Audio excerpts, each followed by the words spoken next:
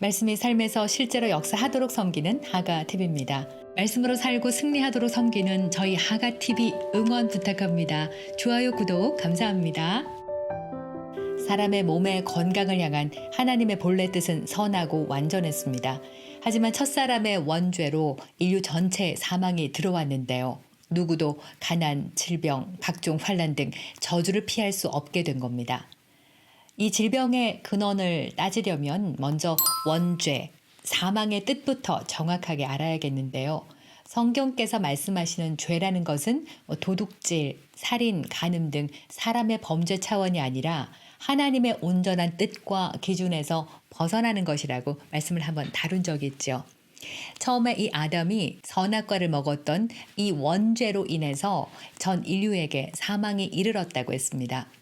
하지만 선악과를 먹은 아담은 죽지 않고 멀쩡하게 살아서 에덴 동산에서 쫓겨났고요. 그 후에도 하나님은 120년만 살아라 했지만 아담이 930년, 무두셀라가 969년, 노아가 950년 쭉 이렇게 살다가 2000년이 더 지나서 모세 때가 돼서야 120살로 수명이 줄어들었습니다. 이는 하나님께서 사람의 육신을 그만큼 생명력이 강한 존재로 만드셨지만 하나님께서 말씀하신 이 사망은 육신의 죽음의 차원을 넘은 영적 사망이 핵심이었습니다. 육신의 죽음은 그것의 작은 한 부분에 불과하고요. 그러니까 이 사망은 하나님의 어떤 생명, 빛, 영광, 복 등에서 완전히 분리됐다는 의미입니다. 빛에서 어둠, 곧 사탄의 사망으로 들어간 건데요. 사탄의 어둠과 합해졌고 모든 죄와 저주의 지배 아래로 들어갔다는 의미입니다. 지금 현재도 거듭나지 않았다고 해서 사람의 영이 죽은 것은 아니거든요. 그들의 영도 직관, 양심, 교제의 기능을 다 하고 있고요. 단지 하나님과 분리돼서 하나님께 속한 영적인 진리, 영적인 복을 누리거나 알지 못하고 하나님과 함께 할 수 없다는 겁니다. 그래서 구약 속에는 유난히도 하나님께서 이 사망에 속한 죄인들에게 나타날 때 질병과 사망으로 치는 일이 참 많았습니다. 왜냐하면 이 사망은 하나님의 임재를 견딜 수 없기 때문입니다. The presence of God, 하나님의 나타나심이라고 하는데요. 하나님께서도 내 얼굴을 보고는 살 자가 없다고 하셨죠.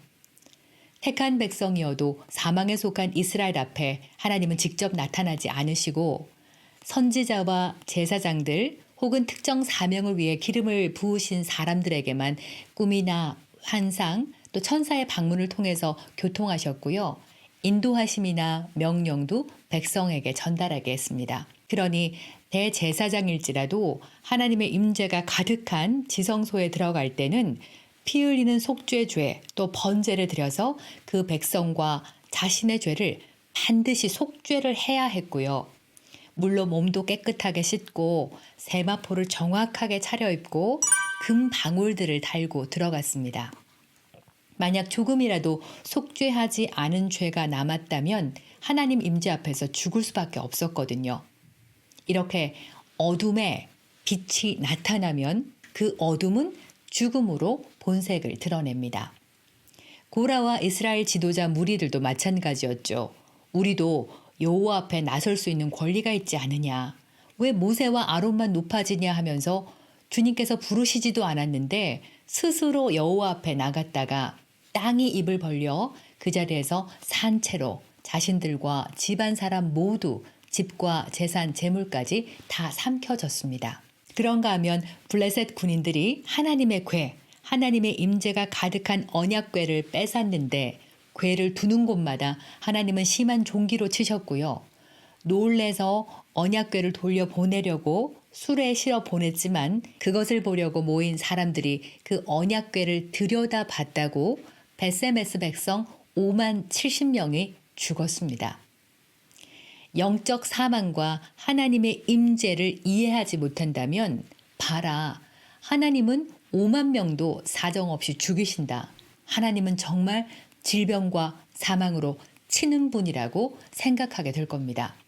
그러나 우리가 정말 여기서 이해해야 하는 것은 그 백성들은 사망에 속한 죄인으로 하나님의 임재를 견딜 수 없었습니다. 빛이 흑암을 치고 밀어내듯이 의의 하나님이 나타나는 곳에는 자동적으로 죄는 심판받았습니다.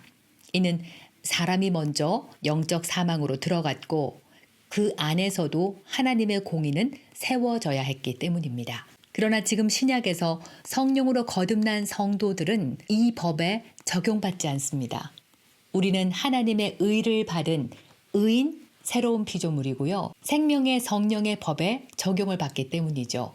더 이상 죄를 지으면 질병과 사망으로 저주를 받던 죄인이 아니란 겁니다.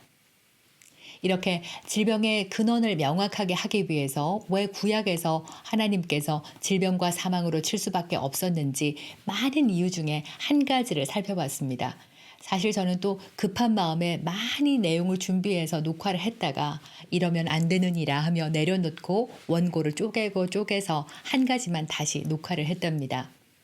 다른 영상들에서 지속적으로 하나님과 질병에 대한 오해들을 하나씩 풀어나가고요. 은사 집회나 안수를 했다고 갑자기 암덩어리가 없어지는 그런 기적적인 치유는 아닐지라도 말씀으로 세워진 믿음으로 주신 치유를 쟁취할 수 있도록 우리가 늘 말씀으로 새롭게 생각을 바꾸어 나가도록 하겠습니다. 오늘 말씀의 요점은 사망은 하나님과 분리돼서 사탄의 어둠의 권세, 저주로 들어간 것이며 하나님의 임재 앞에 죄는 질병과 사망으로 심판을 받았다. 그러니 우리가 하나님이 질병으로 치신다는 오해를 한 가지 이렇게 풀자입니다. 함께 기도하겠습니다. 주님, 오늘도 저의 생각을 열어 성경을 깨닫게 하시고 생각 속 여러 장애물들을 지워 나가 주셔서 감사합니다. 나를 향한 주님의 치유와 신성한 건강을 믿음으로 취합니다. 예수님 이름으로 기도합니다. 아멘. 저희는 이 말씀이 전 세계로 퍼져나갈 것을 믿습니다. 저희 하가TV에게 좋아요, 구독, 또 소문도 많이 내주셔서 더욱더 큰 힘을 낼 수 있도록 도와주시고요. 또 다음 영상에서도 만나 뵙겠습니다. 함께 해주셔서 감사합니다. 할렐루야.